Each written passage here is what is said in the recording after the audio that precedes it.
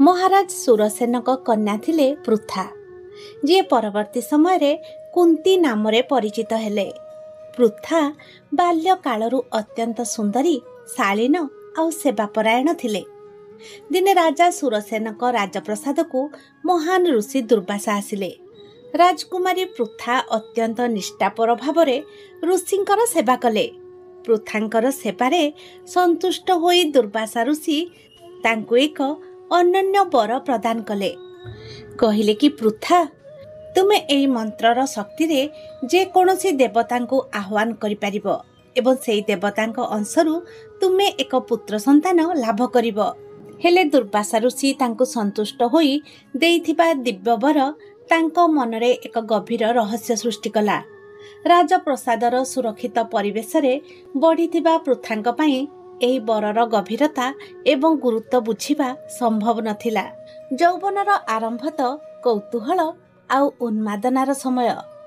पृथांक निरीह मनरे एकमात्र प्रश्न उंकी मारिला, मते मिलिथिबा मंत्रटी प्रकृतरे केते शक्तिशाली। से केवल खेल खेल रे सेई वरर सत्यता को परीक्षा करने को चाहिए। से भाविले जे से केवल देवता को आह्वान करी देखिबे, किंतु कौनसी संतान लाभ करिबे नहीं, कारण से विवाह करि नाहंती। दिने सकाळे जेतेबेले समग्र विश्व नूतन सूर्य किरण रे जाग्रत हेउथला, कुंती निज कोठरीर झरका पाखरे ठिया हेले। से सर्वशक्तिमान सूर्य देवता को मने पकई मंत्र उच्चारण कले। मंत्रर शक्ति थिला अपार। तत्क्षणात सूर्यंकर दिव्य किरण रे आकाश मार्गरु स्वयं सूर्य देवता मनुष्य रूप रे पृथांक सम्मुखरे प्रकटित हेले। सूर्य देवता तांको अविवाहिता अवस्था रे देखि भयभीत होई गले एवं पृथांको बुझेइबाकू चेष्टा कले। हे राजकुमारी, मु तुमर मंत्र सुनी एठाकू आसीछि, किंतु तुमे वर्तमान युवती आउ अविवाहित। एई मंत्रर प्रयोग तुम जीवन रे कलंक लगेई दब।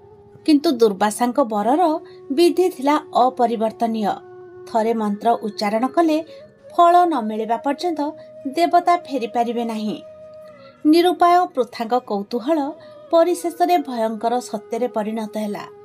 परिणाम स्वरूप सूर्य देवतांक औरसरू से एक दिव्य आउ तेजस्वी पुत्र संतान लाभ कले, जी कि कवच आ कुंडल सहित जन्म होइतिले। एहिपरि भावरे यौवनर एक क्षणिक कौतूहल राजकुमारी कुंतींक जीवनर गतिपथ को सबुदिन पई बदलई देला एवं महाभारतर सेही महान योद्धा सेही कर्णंकर जन्म एई भली होइतिला।